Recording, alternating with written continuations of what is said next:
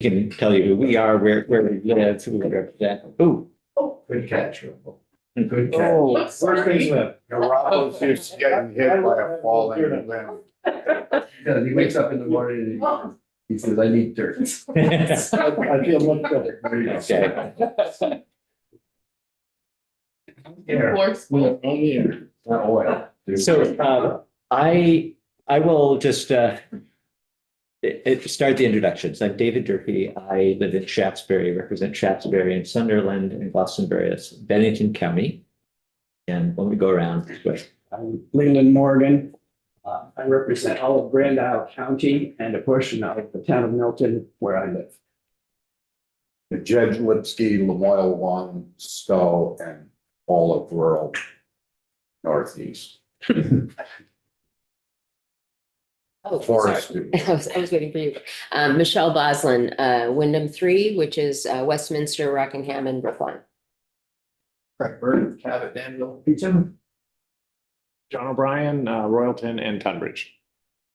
Sidonia is our committee assistant. Representative Supernaut, who is vice chair of the committee, is zooming in, and I had to step out. Okay. Representative Nelson is out of the room, but I think we'll be coming back in. So, Hello, everyone. Gwen Zakoff, the lobbyist for the Vermont Forest Products Association. As you know, I've already been in here. Colleen Goodridge and I were here earlier in session just doing an intro to our association. Just a quick reminder, been around since 1977.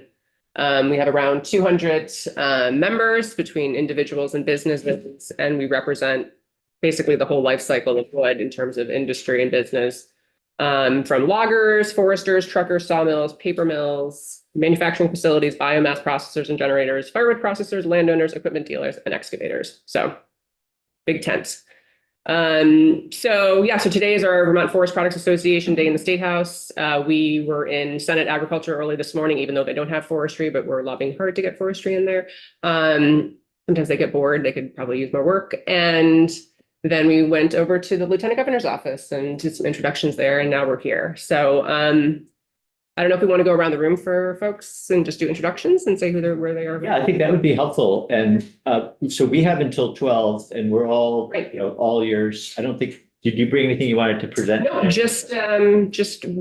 think there's been great success of folks I can leave, and then if folks want to just come in and just talk for a little bit about their particularized Yeah, issues. and I don't think we need to be too formal too. So normally we would have, people come up to the table, but that would be a little bit awkward, I think. So, yeah. Have a seat here.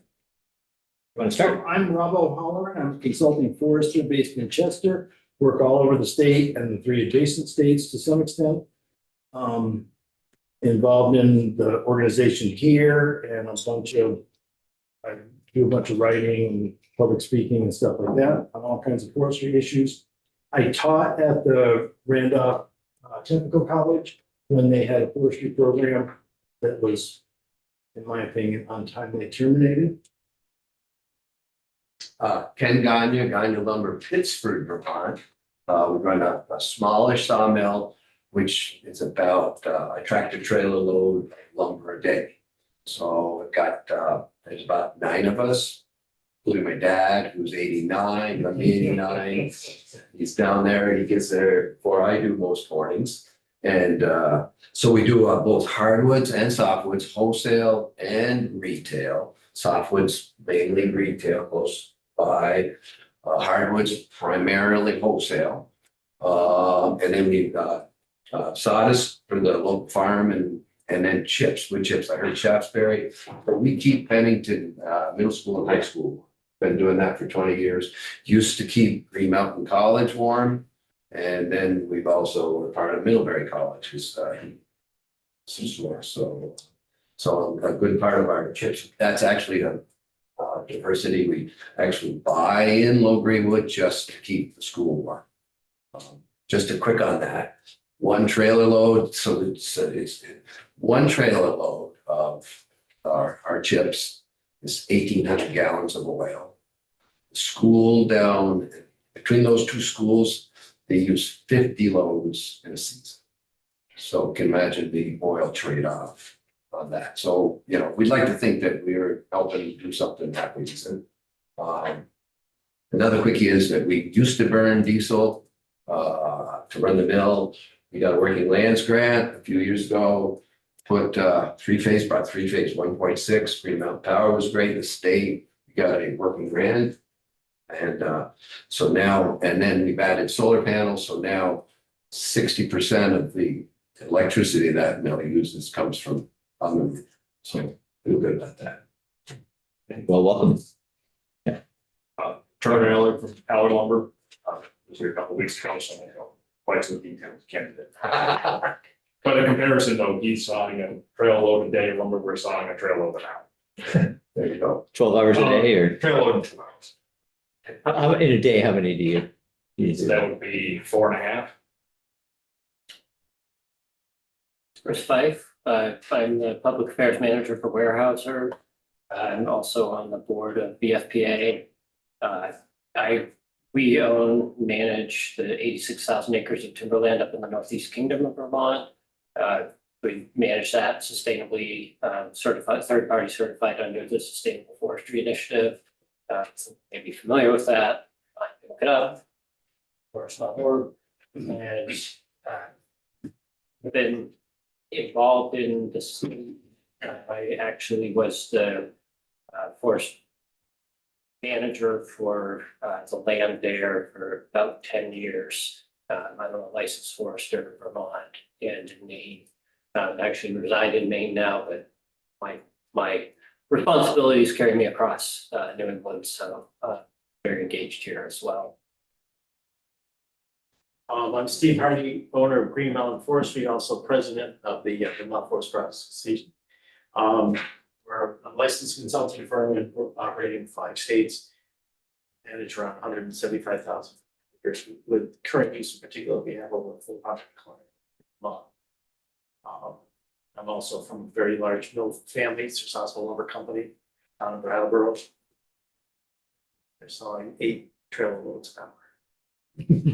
Don't believe What, it. between the sawmills? Are you kidding me? 8 trailer loads an hour? We're not gonna have a Donnybrook anymore.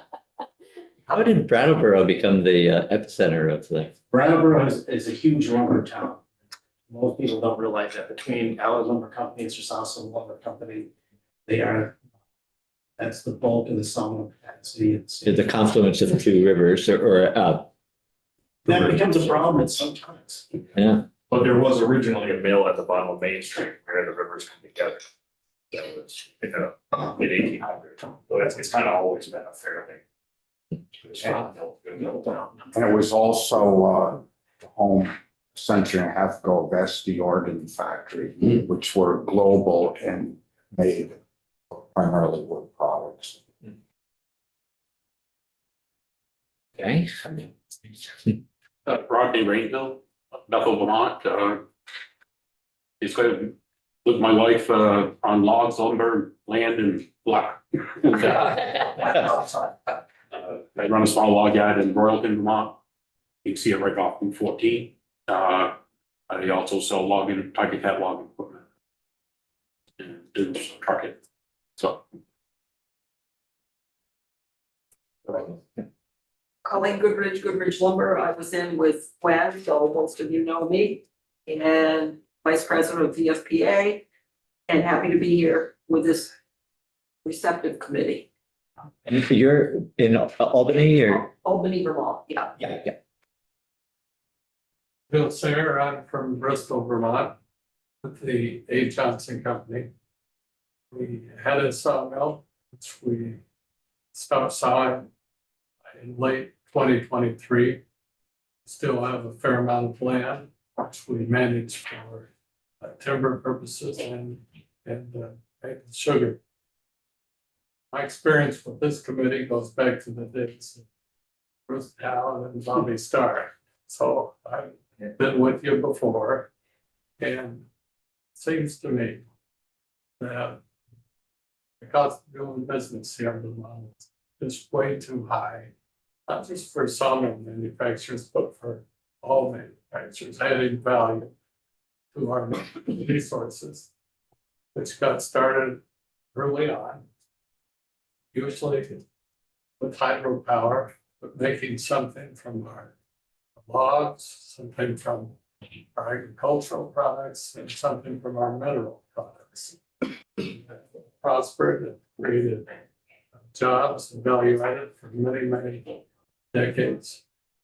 But now, the cost of energy, the cost of health insurance, the cost of property taxes, the general cost of doing business, and of course, regulatory, you're well aware of the problems that our industry and others have had with Act 250. And this makes it very hard to start and grow a business. It's likely to stay that way for the foreseeable future unless some changes. To me, the greatest challenge facing the rural industry, charge of your commitment to rural economy, is the lack of awareness, standing, appreciation, the non-monetary benefits that forestry and agriculture provide to the people of Vermont. And in the case of forestry, it's better known than it was 20 years ago or 40 years ago, but certainly benefits to wildlife, to songbirds, and to recreation, and to all that we enjoy, scenic vistas, tourism.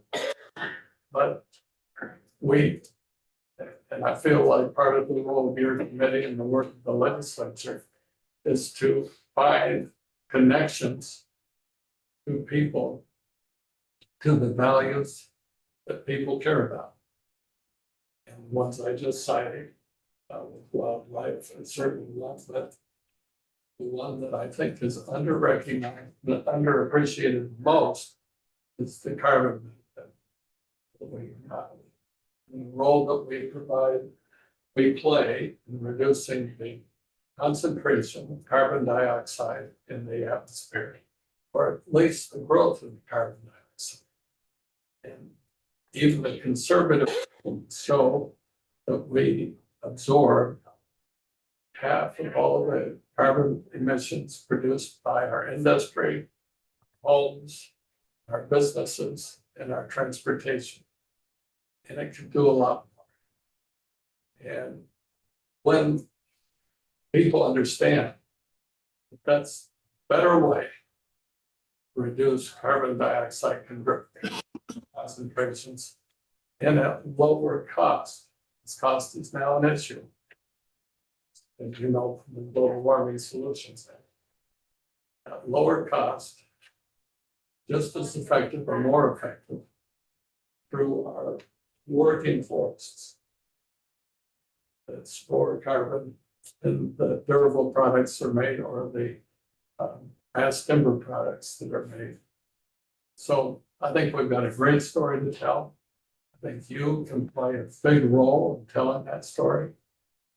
And I think we can make a brighter future for our industry here in Vermont and for all those who benefit from the thriving, successful rural economy.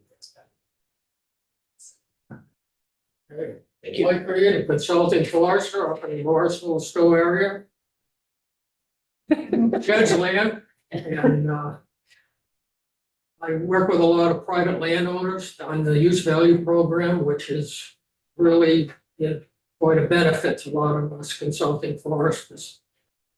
My main concern is from the lack of sawmills, and our loggers aren't getting any younger. Trying to find some of the young people to take over. Most of them are in the 50s, 60s, and 70s. A lot of the management plan that I do, we kind of, we have required to cut timber sometime. You have to manage a forest. You can't take a full growth forest out of it. And some of those plans aren't being fulfilled. We just don't have the loggers and the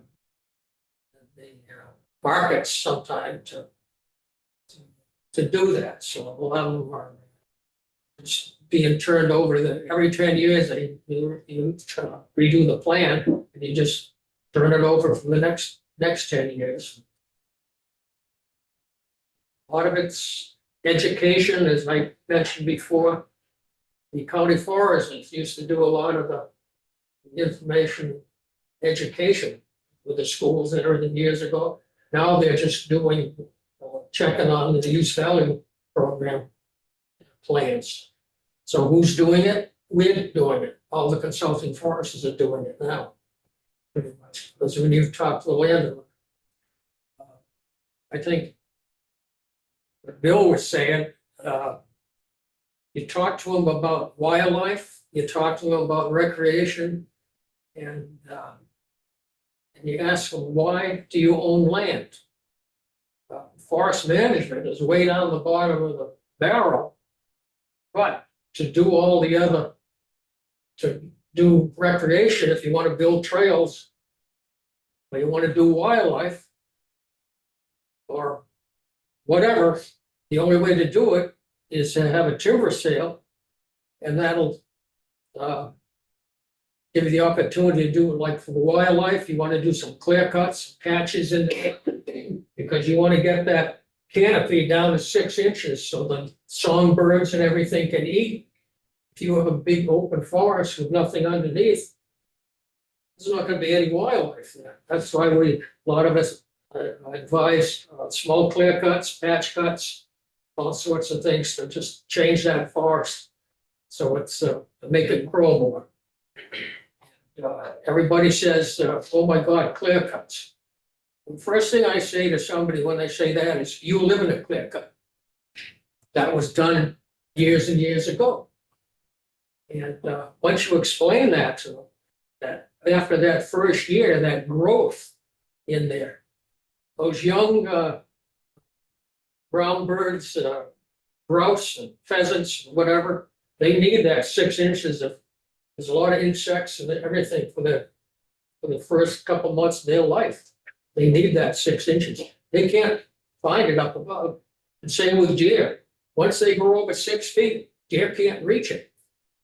So it's very important to make these openings in the forest. And a lot of people don't really want to do that. But once you explain it to them, I had this rich guy down in Stowe. It wasn't you, Jed. That's for sure. Once I explained it to him, oh, we're having a log job down there and all this brush. And once you explain it to them, that brush is placed for the wildlife to hide and everything. And a lot of it protects the maple seedlings from the deer eating the maple seedlings. And they're connected to like a high enough that they can survive. So, and the guy says, I mean, there was a rich billionaire. And once I explained it to him, he's smart enough to realize it. Yeah, you're right. That makes a lot of sense. So that's what we're doing now. We're working with these landowners, and of course, with agriculture, we have a lot of landowners who have open land. And we really stress trying to keep that land open. I don't know how many acres that I deal with that's former open land, former pasture or cropland or something that's come back in the forest, and we're losing a lot of our fields. So that's one thing that I really push, either mow them or bush hog them every 3 years or something, just to keep them open.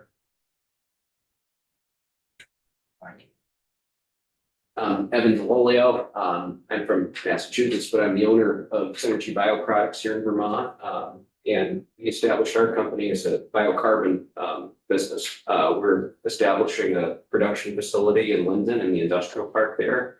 It's a biochar facility that, like any biochar facility, also produces fuel gases. Part of that operation, if it's fuel gas oriented and not liquid fuel oriented.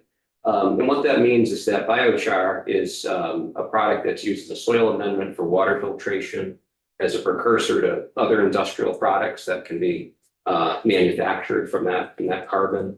And then that gas is captured, the volatiles are used very similar to an anaerobic digestion facility, where in using a biogas engine, electricity and heat is produced.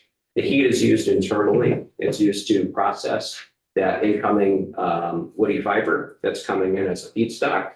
And that low grade feedstock is dried down to a low moisture content for optimal process. What that does is it provides, again, more of a closed loop process, and you're able to rely on that integral system to assist with all of the parts that are necessary for production. We're in the permitting process. The facility has an air emissions permit from DEC. It has stormwater construction permit, and we're presently going through the Section 248 Certificate of Public Good process. I would say that when you look at a venture like this, it fits into what some folks look at it as the working lands innovation sector, and it's an area that's growing in some of our neighboring states. For example, there's already biocarbon companies that are generating and producing product. There's farmers that are interested in the product. There's even businesses in Vermont selling biochar that don't have access to a commercial volume currently. So there's certainly an opportunity there. And I think what it does is it helps to grow our forest and our farm economy. You're, again, repurposing, you're utilizing low value biomass that can be utilized for a carbon negative process. I think to Bill's point, you talk about the carbon cycle in any sense today, obviously, as an important component of evaluating industry. And biochar is able to remove carbon and actually put that back into the soil. And it's a proven process that is well respected, while also being able to generate energy, being able to generate rural jobs, supporting loggers, farmers, foresters, people working the land, and also helping to grow a technical, vocational based pool of jobs in a rural area that is just very important. So I would say that continuing to support and see the strength of rural vocational centers is really important in that role. Continuing to sustain the working lands economy by making sure that those that steward those lands are able to access markets, able to access capital, able to access innovation where it's possible in technology. And I would also say at the same time, a structured permitting process that businesses understand has a certain timeline associated with it, or they can even work with a permitting specialist at the start of their process, could also be very helpful, particularly in the forestry and in farming sectors. So I would say that we're very excited to be going forth on this venture, and really appreciate your time today. Thank you. Before we open it up for questions or other comments from folks around the room, is this going to, you'll be selling the power? Is this a power generation facility? It is partly? It is, yes. Yeah. And is it the first, would it be the first of its kind in the state then? It would be the first of its kind in the state, and that is taking a little extra time for review, understanding. Yeah. Well, let me see, first of all, whether the committee has any questions or comments based on anything you've heard. There's a lot of expertise here if you guys have questions. Yeah. And so then let me just go back and say whether it's, I know often after your turn has come and gone, you say, oh, I wish I had said that. So is there anything that anybody wanted to add that you didn't think to say the first time around? Happy to hear that too. Does anyone want to talk about the forest features roadmap or Act 250 stuff, since it's timely right now? Yes, I can speak a little bit about it. I was on the Forest Futures Roadmap committee and currently serve on the implementation steering committee. And I know that you've heard from the commissioner and others from that committee that have given a presentation about the roadmap and the pillars. And I think it's really important when I think of what Evan's trying to do there, establishing a new industry, and then also just maintaining what we have in Vermont. That process is pretty unique. It was modeled loosely after the 4 Main process, where they looked at the resource and then, what was the potential there. And it was a good exercise for Vermont. It brought together a lot of people from different perspectives and different places to look at what do we have, what's unique, and then what are the pillars to move this industry forward? And I think you all heard that, and we have as an organization, the Vermont Products Association, tried to see how we fit into that process. Certainly one of the things you've heard a little bit about is workforce and interaction with the technical centers, and we've had an opportunity to talk quite a bit about that today. And then the regulatory process and Act 250, it feels like this year we're dealing with a lot of the committees and the work that was associated with legislation that's already passed, but is now moving forward with looking at things like siting for sawmills or expansion and how that works.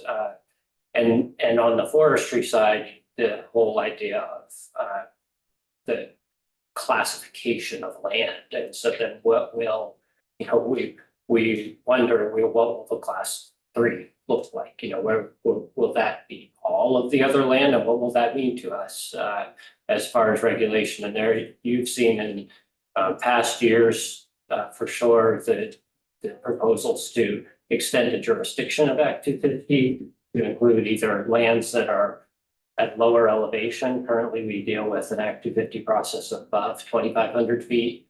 There've been proposals to lower that. There are proposals to expand Act 250 jurisdiction into wider buffers around riparian areas. And while those from a development point of view might not be a problem as far as timber management, all of those have the potential right now to impact our ability to manage timber. We went through an Act 250 process for harvesting above 2,500 feet. It was over a 2-year process to get a permit. We have a working forest conservation easement, no development. All we are doing is managing that resource. We just, as a timberland owner whose primary objective is managing our property for timber sustainably, we have an objective to manage all of our acres and to do that responsibly, whether they're above 2,500 feet or below. And I had mentioned earlier today that if you drove our forest road system, you would not know when you crossed 2,500 feet. And in fact, in many cases, I could show you above 2,500 feet, actually easier ground to operate and manage than below 2,500 feet. So there's no magic in this contour line. It's just something that was put in place as because they needed a way to define, okay, here's where the jurisdiction will be. I think as a timberland owner, Act 250 is a burden that way. It's something that is preventing us from just being able to continue to do that same good management above 2,500 feet that we do below. And I think that's a place where we would hope for some reform to see potentially forest management removed from that jurisdiction, and still could have some kind of consulting process with ANR, with Forest and Parks, to recognize the special nature of some of these higher elevation areas, but without just adding a permit really for the sake of a permit. And I'll just add kind of a funny note on the end of that. When we got our first Act 250 permit to harvest about 2,500 feet, one of the conditions was that we could not advertise an open house. That tells you something about what these permits are designed for. We don't generally put open houses signs up for our harvest blocks. So there's no even understanding within the Act 250 process of harvesting. How much of your holdings are above that 2,500 feet level, would you guess? Approximately 1,000 acres, a little. out of the 85, About 70%. 10% of the total ownership. 8,000 acres. 8,000 acres. Thank you. Sorry. Right there. Representative Lipsky. It's obviously a real treat for me because we do have forestry, used to be on our door, it's on a sign behind the door, but in our committee. And this is really comment for my colleagues in the committee and our chair.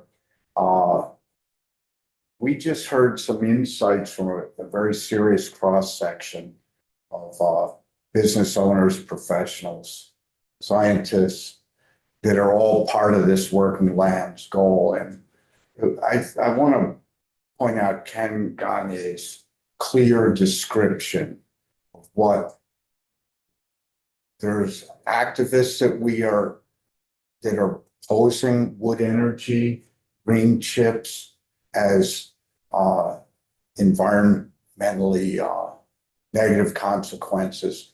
But the amount of the symbiotic relationship between a growing forest and utilizing, and obviously, Bill, we didn't have to turn on DEV. We could get common sense radio right here in the committee. But no, all kidding aside, think that amount of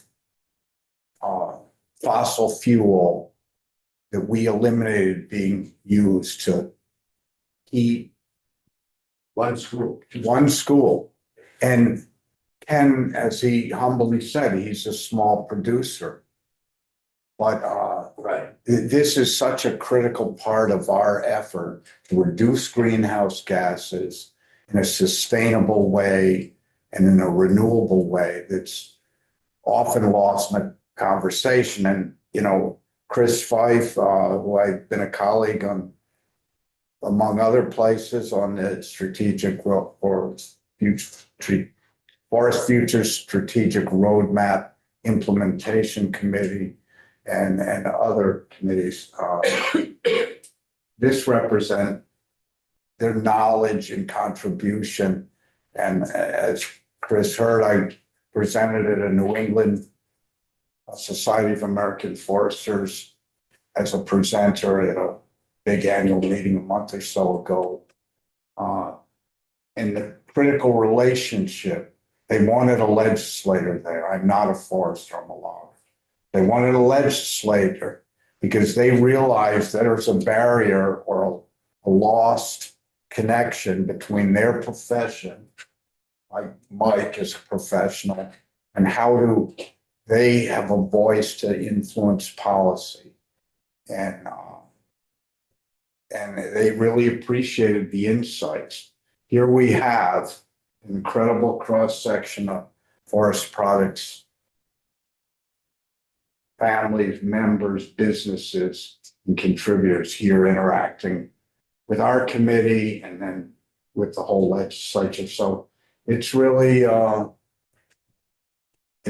meaningful because we don't grab microphone, CAX time when we're protesting at the telephone gap. It's not the nature of Trevor's trying to get that 4.5 loads out a day and Steve's trying to get 8 loads out. Ken's trying to get 1 load out. You know, but wherever you land in that food chain, you're too busy to be an activist, and you're just trying to. Some of us are trying to feed our families at the end of the week and make our payroll. So it just is really important that thanking you all for coming in, being engaged, and we did have we've had a number of you have been in here this year due to, you know, tariff impacts and some of these challenges and future barriers and the impacts of losing markets. I was at an event with Senator Welch, Stowe on Monday, and a lot of the tariff impacts across all Vermont businesses. You know, the impacts were discussed. So your engagement here, I'm here to thank you for coming in and help spreading the gospel, as we say. Can I chime in with a few thoughts here? So first of all, it's Gwen that you're gonna see coming in to talk about stuff for the most time. We see a lot. But you know, here are some of the faces that go along when she's speaking for us. But I want to throw out a little forestry lesson for everybody. And I'm gonna go back, and some of you are old enough to remember, there was a biomass resource study done about 15 or 20 years ago. It was called the Burke Study. And so they were looking at the growth rate, harvest rates and everything around the state, the lands that would be suitable to produce biomass energy. And with all this assessment, they came out with a set of numbers, and they said there was somewhere between 400,000 and 800,000 tons of wood available for biomass and biochar, whatever you want to do with it. And there was a major flaw in the way that that study was presented. So they looked at the total amount of growth each year, and they said, well, this is the mortality rate, and that mortality rate has tripled in 30 years. And I'll get to that in a minute. Here's the mortality rate. Here's the amount that we harvest already. Here's the amount that's better used for lumber. Here's the amount that's not available because it's a wetland or steep slope or above 2,500 feet or something like that. So this portion that's left is between 400 and 800,000 tons, which would be enough to fuel 2 big biomass plants like Rygate or Burlington. But here's the flaw in the study. So they're looking at the annual growth and seeing what part of the annual growth is available. And the problem is we've harvested less than the annual growth for more than 100 years. So that amount sits on top of a generally overstocked, crowded forest that's full of a lot of junk. And if trees didn't grow, we could run, I think I figured out it would be like 10 or 12 Burlington-sized biomass plants for 80 years if trees didn't even grow. So.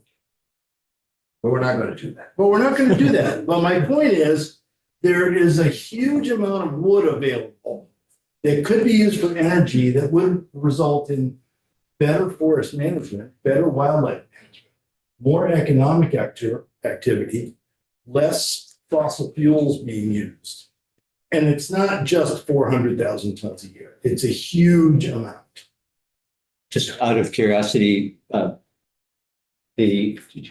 compared to the two, Rygate and the other one, how much, what will your capacity be?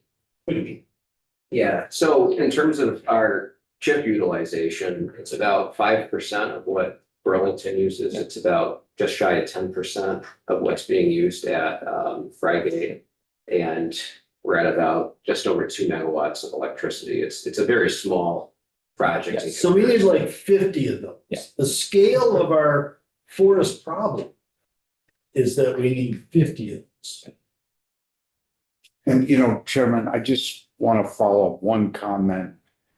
And it's a thank you to our chairman, all the committee members. One chilly morning, the whole committee went over to an FPR project. It was a songbird habitat like pearl cuts in Little River State Forest. It was a great day. It wasn't pleasant temperature wise, but everyone in this committee really got a view of what the complex goals are and what kind of biodiversity goals, as well as the wildlife habitat goals. And it was terrific. And I think everyone that attended learned a lot. There were ornithologists there. There were state biologists, every stripe you can imagine. Then there were others. We couldn't even pronounce what their areas of expertise were. But it was great. And I think this for our committee that we all want to learn. Every day we're forced to learn something and are grateful for that. I just want to follow up, thank again, and I really want to emphasize the fact that the Vermont state lands, public lands, are key to this state moving forward and meeting the needs of us in the forest industry, meeting the carbon issues. It's been made out that the best solution is to let it grow I think that's a misunderstanding at best. And really need those lands to play a role, large or small. And let those folks that are in the forest and parks, let them do it. I can remember the huge fight over harvesting deer 30, 40 years ago, where it got legislated. I hate to see that happen in forestry. I think we've got a great Department of Forest and Parks. I think they need to do the job. They know what they're doing. Our forests play so many vital roles. And as part of the solution, I think it's growing here. We need wood here. We use wood here. And to say to stop it here, our wood's going to come from somewhere. And let's not be naive about that. That wood's going to come from somewhere. And it's likely to come from someplace that's doing a lot less diligence about how it got here. I want to wrap up with a couple of things. Are you going to be back in the card room? Yeah, they're going to be in the card room Yeah. and a resolution.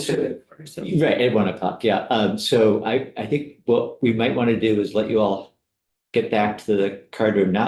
I was gonna say we're preaching to the choir here, but I don't really want to say that because, I mean, we shouldn't be cheerleaders for either the forestry industry or the agriculture industry. We're here to be the ones who best understand those industries. So I don't want to give that misconception. I will say that Jed is a cheerleader, unapologetically so. And Out of the closet. yeah, as the only, I think the only elected legislator who's a logger in the country, we heard. So I wanted to say that, but you probably in the card room will be able to interact with our colleagues who may not know as much as even a little that we know. That we will be hearing from the new Act 250 board on, it's not until June, I think it was delayed, but we'll be getting a report on recommendations for permitting reform for the forest products sector. So that's something we'll have an opportunity to take up next year when we get back in January. The health insurance issues, the workforce, I mean, we're struggling everywhere with those issues. Yeah, go ahead. Yeah, I want to add on to Ken now. As a former state lands forester with Forest and Parks Department. And I just happen looking around, I see H477 up there.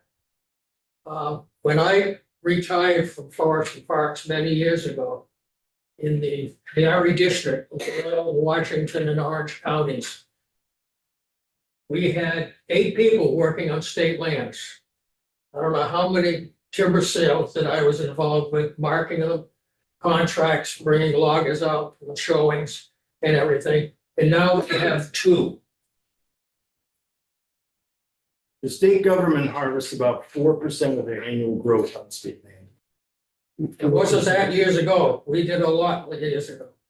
We heard that harvest that we went to observe was first planned for how many years ago? 2014. It was conceived in 2014 and it was finally activated 10 years later.